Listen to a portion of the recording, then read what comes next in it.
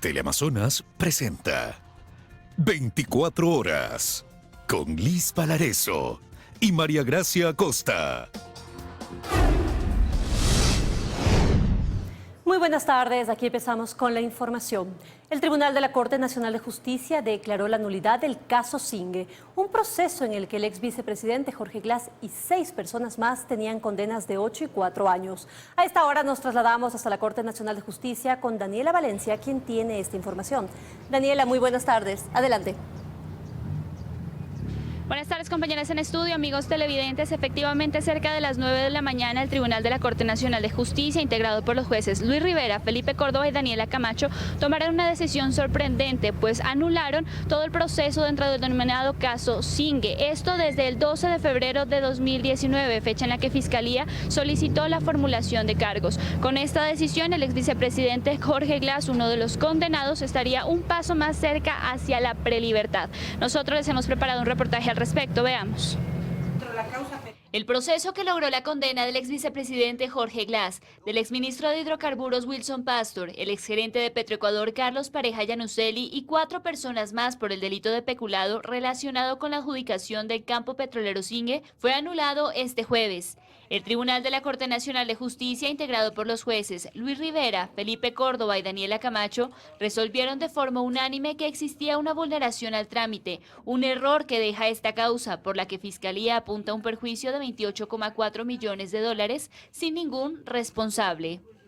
Bueno, se ha hecho justicia después de 6 años que comenzó la investigación.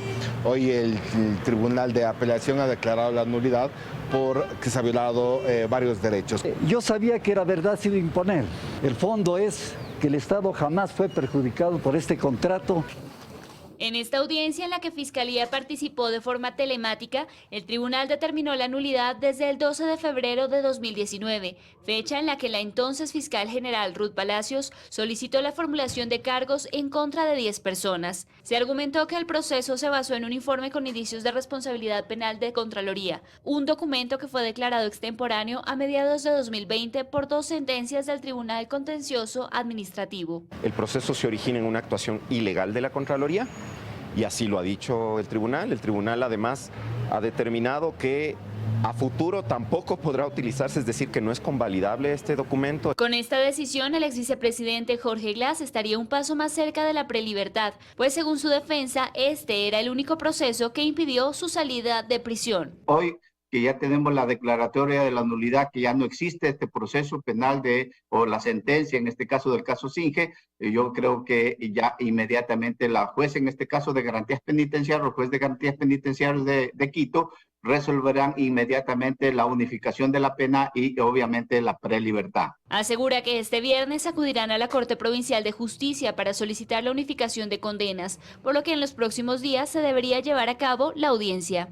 De acuerdo a la defensa del ex vicepresidente Jorge Glass, él debió acceder al beneficio penitenciario el 15 de diciembre de 2020, fecha en la que se debió unificar las condenas de 6 años por el delito de asociación ilícita en el denominado caso Odebrecht y de 8 por cohecho en el denominado caso Sobornos 2012-2016. Es lo que les podemos compartir al momento. Regresamos con ustedes a estudios. Una excelente tarde. Gracias, Daniela, por ese reporte. Que tengas una buena tarde. Y al menos 3 empresas internacionales estarían interesadas en realizar una auditoría a los balances de Petroecuador. Se imponen cambios urgentes para transparentar las cuentas de la institución. Este jueves, Petroecuador cierra el plazo para que las empresas internacionales interesadas en realizar una auditoría a las cuentas de la estatal petrolera envíen sus ofertas. Según información del Ministerio de Energía, al menos 3 compañías de primera línea en el sector ya mostraron su interés en ser parte del proceso. Días atrás, el ministro de Energía, Fernando Santos Alvite, habló del reinado en el que se convirtió Petroecuador, una empresa sin orden ni control. A pretexto de darle autonomía a Petroecuador y que funcione supuestamente con eficiencia, se le dio demasiados poderes.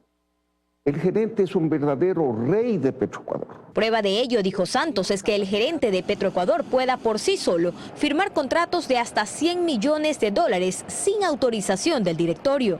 Para Vicente Alarcón, en la empresa pública más próspera que tiene el país y que mueve miles de millones de dólares, no solo hay un rey, sino también príncipes que aspiran al máximo cargo. Cada área es un principado en la que hacen y deshacen las cosas, y si llega un gerente que no conoce y que simplemente deja que las cosas vayan pasando, los príncipes siguen ahí y cada príncipe quiere ser el rey. La auditoría, al ser un proceso financiero con fondos de cooperación internacional, la contratación debe acogerse a lineamientos establecidos por el Banco Interamericano de Desarrollo. La gestión, además, es llevada a cabo como parte de los compromisos adquiridos por el gobierno dentro del plan crediticio que mantiene con el Fondo Monetario Internacional, agregó Petroecuador en un comunicado. Actualmente la producción petrolera del país es menor a los 500.000 barriles de petróleo diarios, una cifra incluso inferior a cuando inició el actual gobierno. Alarcón cree que recuperar y mantener la producción es posible, pero se necesita de inversión y seguridad. El Ecuador tiene una mala imagen por irrespeto de los contratos.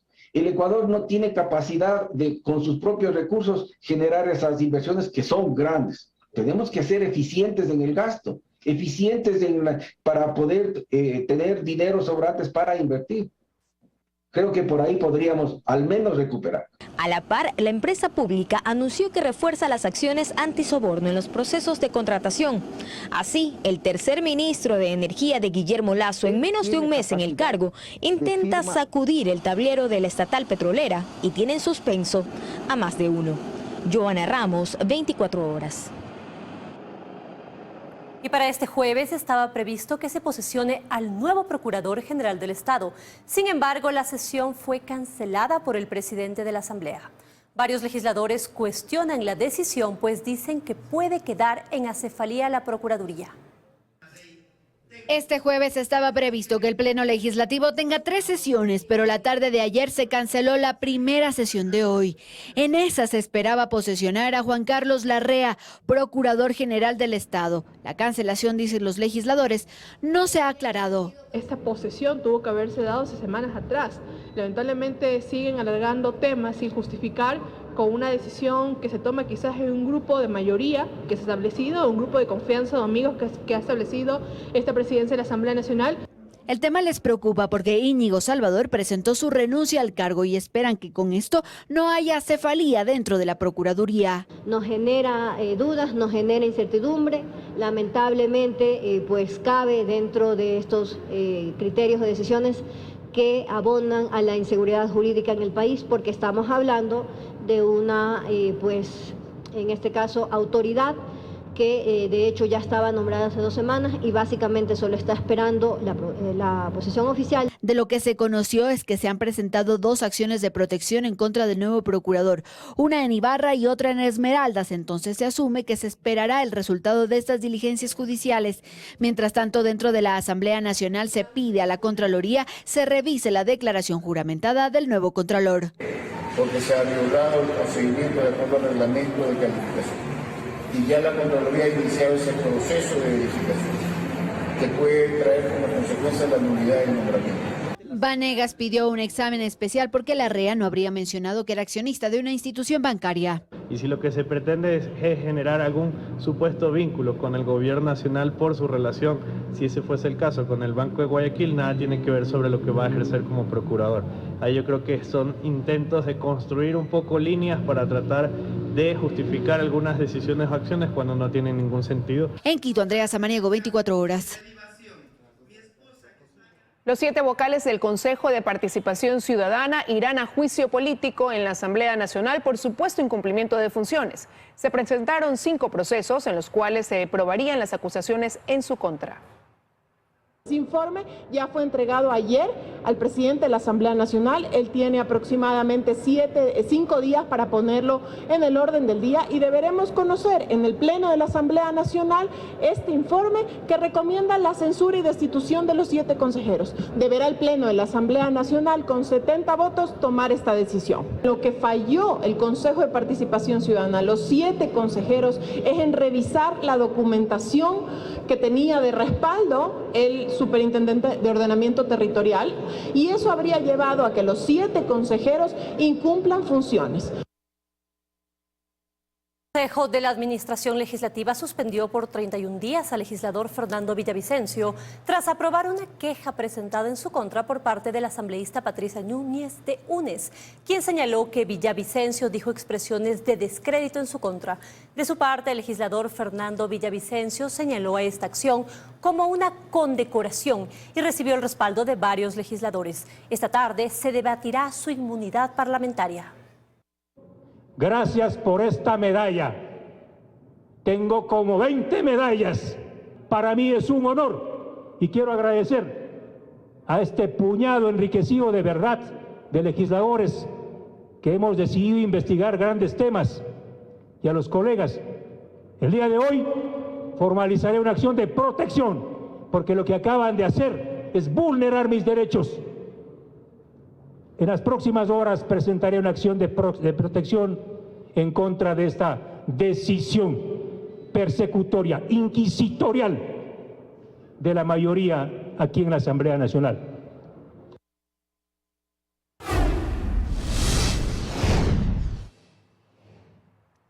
UNICEF reveló datos alarmantes sobre la situación de los niños y adolescentes en el país. Uno de esos datos, y que es uno de los que más preocupa, es la falta del acceso a la educación de miles de niños. Paul Coello nos tiene los detalles desde el norte de Quito. Adelante, Paul.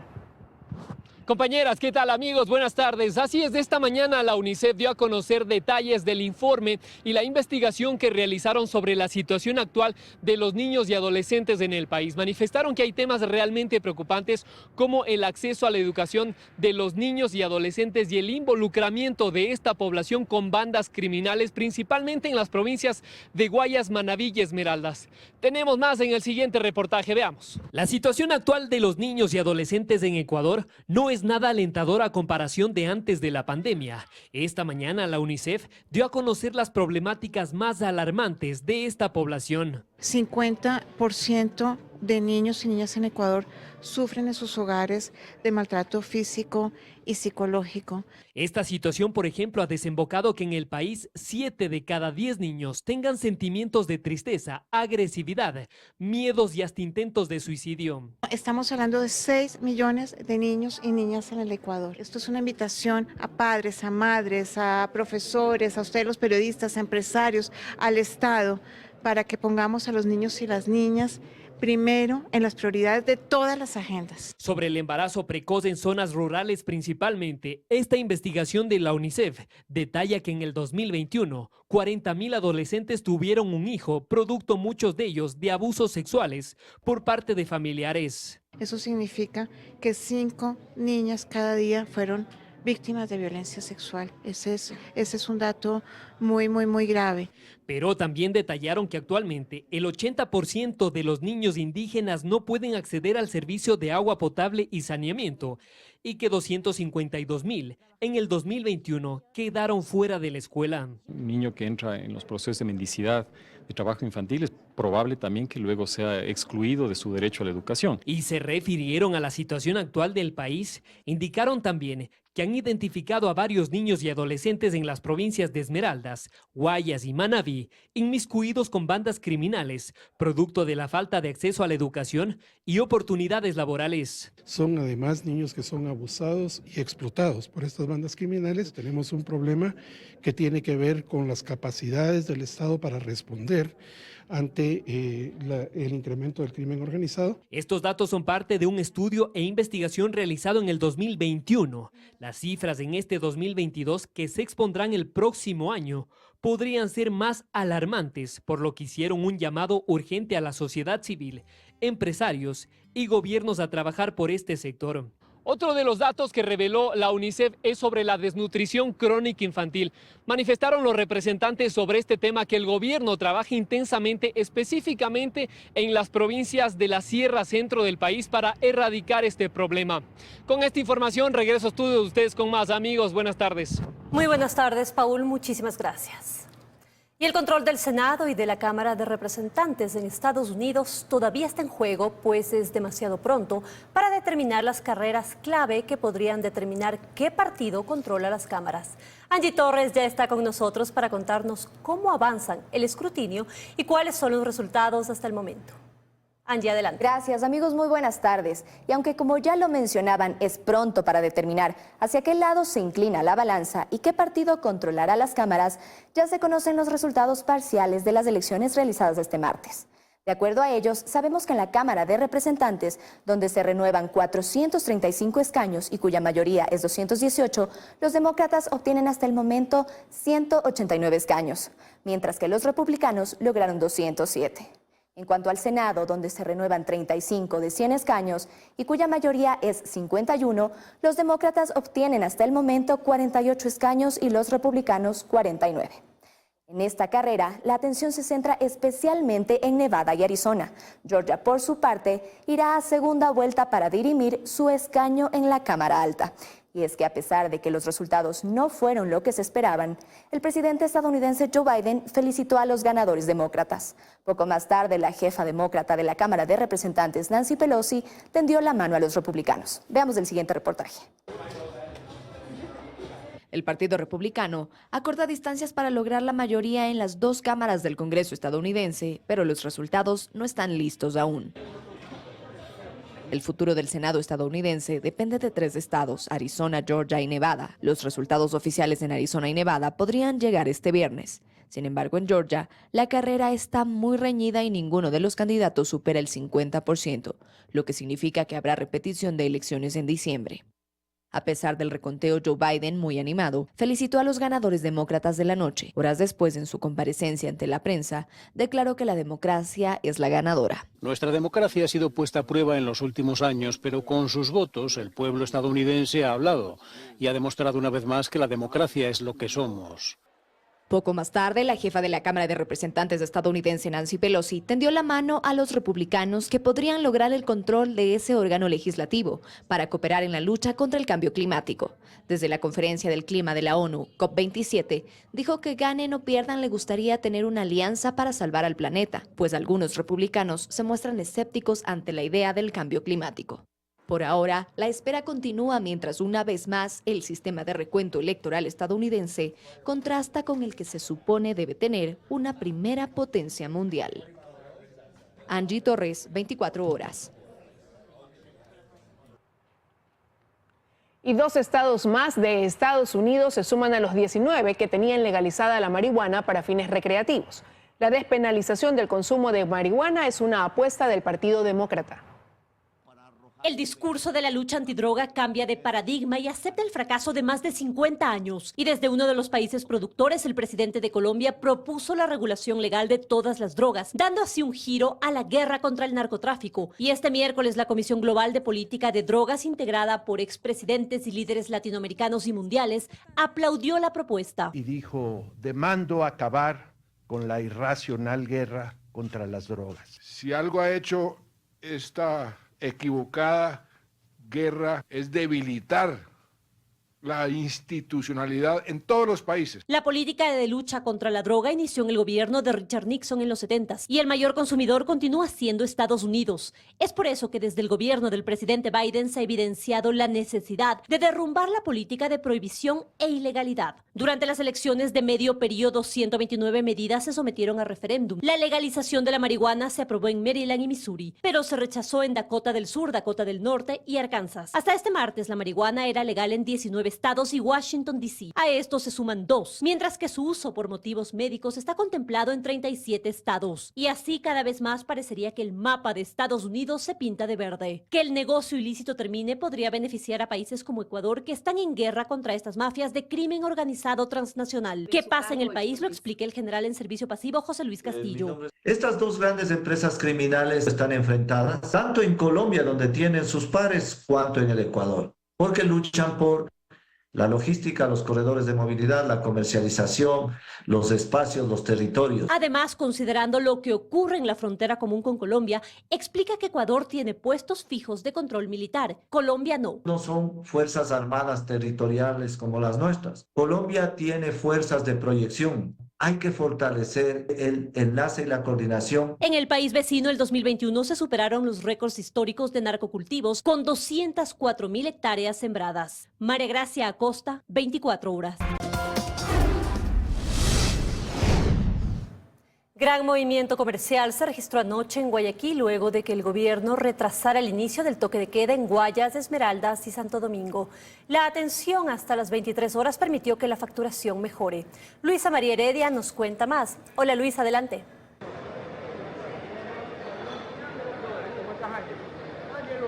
¿Qué tal, compañeras en estudios, amigos televidentes? Muy buenas tardes. Ha mejorado la situación para la ciudad definitivamente. Poco a poco la rutina característica del puerto principal se va normalizando.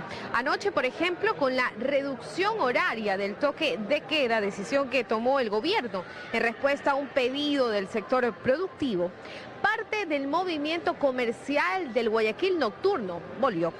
Veamos la siguiente nota.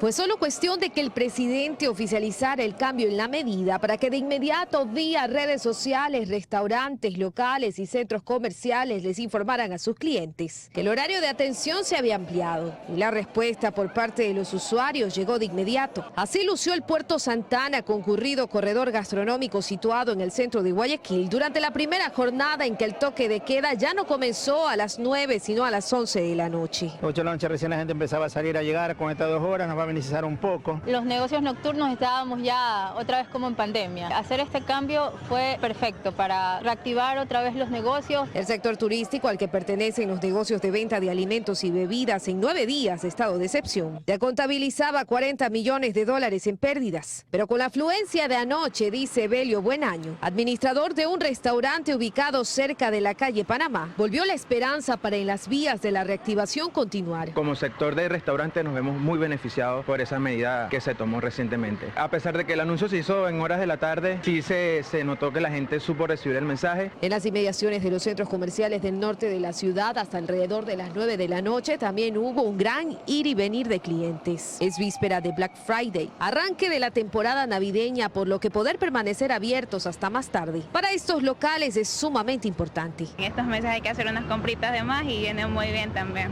Porque realmente con las disposiciones que hubo la semana pasada, había tráfico en el centro comercial, pero hasta cierta hora, porque ya de ahí la gente empezaba a prevenir para ir y llegar a su casa a tiempo. El sector, de acuerdo con la Cámara de Comercio de Guayaquil, en 9 días perdió al menos $250 millones, pero ya empezó a recuperarse. Justamente ya la época navideña, mañana nosotros hacemos el encendido de nuestro árbol y qué mejor que tener nuestro horario a la totalidad. Afluencia similar se evidenció en otras zonas comerciales de la ciudad, como Urdesa Central, a lo largo de la avenida Víctor Emilio Estrada, en el sector de La Garzota, de Sauces y de La Alborada, donde algunos negocios hasta habían optado por ya no abrir más. La mañana de este jueves incluso, ese incremento en el movimiento comercial continuó en el puerto principal. Y para pronto recuperar el nivel de facturación y de concurrencia que normalmente se registra en esta época, lo que piden los actores del sector productivo es que se continúe revisando constantemente el efecto de la medida y que acorde a los avances que se vayan evidenciando en el fortalecimiento de la seguridad ciudadana, el horario del toque de queda se vaya acortando aún más hasta eliminarlo. Es lo que puedo informarles por ahora. Continúan ustedes en estudios con más noticias. Muy buenas tardes. Buenas tardes también para ti, Luisa María. Muchas gracias. Alrededor de 388 extorsiones a comerciantes por mes se registran en el país. La Unidad Antisecuestros y Extorsión de la Policía sostiene que la denuncia es fundamental para poder realizar el seguimiento de los casos. En Quito trabajan con agremiaciones para capacitarlos sobre cómo actuar ante estos hechos. Llamadas, mensajes, panfletos y hasta visitas personales en las que amenazan a la víctima con causarle daño a él, a su familia o a su negocio si no entregan una cantidad de dinero que en ocasiones debe ser periódica, son algunas de las modalidades que utilizan los delincuentes para extorsionar a través de las denominadas vacunas. Esto ocurre cada vez con más frecuencia, pero nadie quiere hablar ante las cámaras. La policía está consciente de aquello, pero dice que el primer paso para iniciar las investigaciones y dar con estos grupos que están atemorizando es la denuncia. En lo que va del año, la UNACE ha conocido de 3.881 casos de extorsión, pero explican que esa cifra es mucho menor a lo que realmente está ocurriendo. Estamos haciendo el acercamiento para poder desbaratar este aparataje delincuencial para que se vea confrontado con la confianza que la ciudadanía nos brinde, la apertura, el intercambio de datos, también el poder nosotros ejecutar acciones ya en base a la realidad, no solamente en cifras que se ven reflejadas únicamente con las personas que sí se animan a denunciar. Ciudades como Guayaquil y Esmeraldas registran altos niveles de este tipo de extorsión,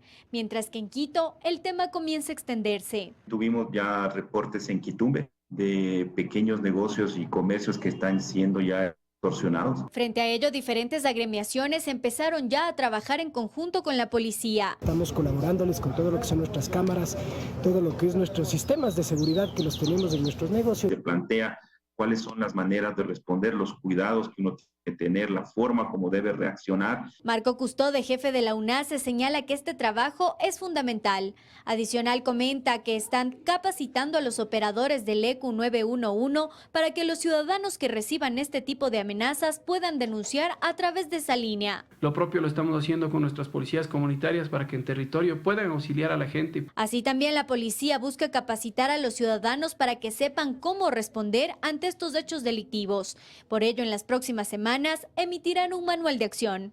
En Quito, Belén Merizalde, 24 horas. 4 menores de edad se fugaron anoche del Centro de Adolescentes Infractores de Guayaquil. Entre los evasores estaría el autor del asesinato del fiscal Edgar Escobar el pasado 19 de septiembre en los exteriores de la sede de la Fiscalía General del Estado en el puerto principal. La Fiscalía abrió una investigación por la fuga de los 4 adolescentes. Agentes fiscales acudieron al lugar para levantar información del hecho, mientras que el guardia encargado de la custodia del lugar fue detenido con fines investigativos.